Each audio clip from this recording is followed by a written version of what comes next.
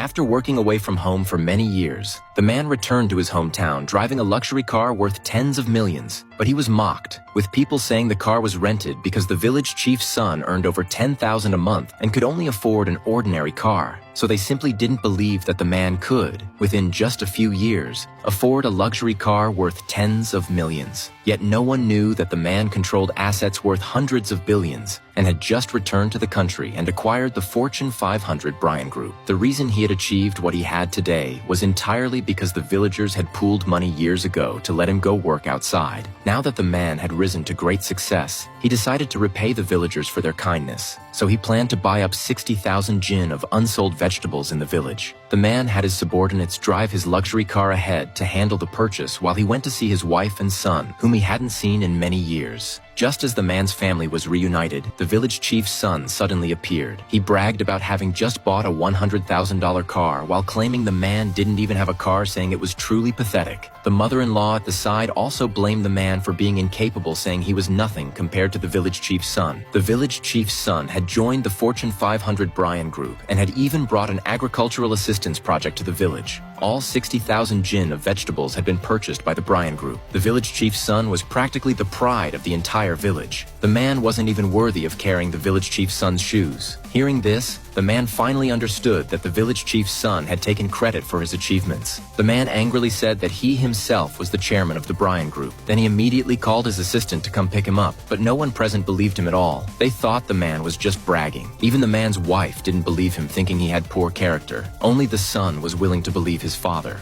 After the man left with his son, the assistant finally arrived with a group of people. The village chief's son smugly said he had just driven the man away. The assistant slapped the village chief's son across the face. Then he led his people to chase after the man. At this moment, the man was walking with his son. Dozens of luxury cars suddenly stopped in front of them. The assistant got out of the cars with a group of people and respectfully greeted the man. The little boy looked at the assistant in surprise and asked about the vegetable purchase. The assistant told the boy that all of this was because his father wanted to help the villagers. Because the man was indeed the chairman of the Bryan Group. The little boy looked at his father in awe. The man solemnly said he would definitely make it up to his son. Next, the man instructed the assistant to prepare large amounts of food and cash planning to give every villager $5,000 in cash, along with enough food to last 3 months. The assistant was about to go purchase the food, but before leaving, he handed the official seal of the Bryan Group to the man, saying it would be needed later to sign for the food delivery. So the man drove the luxury car back to the village with his son first. The villagers were decorating the village, preparing to welcome the chairman of the Bryan Group. Soon, a luxury car appeared. The villagers all watched the car expectantly. They thought the assistant would step out of the car, but unexpectedly, it was the man who got out. Seeing that the man was now living so well, the villagers were genuinely happy for him. Just then, the village chief's son returned to the village with the man's wife and mother-in-law. The village chief's son immediately denied that the man had become successful and firmly insisted that the man's car was rented, saying the man was faking it just to satisfy his vanity. The wife also looked at the man with disappointment. Even though the son tried to explain for his father, they simply didn't believe it. The villagers also began to suspect that the man was pretending to be rich. The man said he was truly the chairman of the Bryan Group and that the assistant would soon arrive with cash and food. He promised he wouldn't treat any villager unfairly, but the village chief's son became even angrier. He was afraid the man's nonsense would anger the assistant and cause the vegetable purchase to be canceled. So he ordered people to drive the man out of the village. Just at that moment, the assistant finally arrived.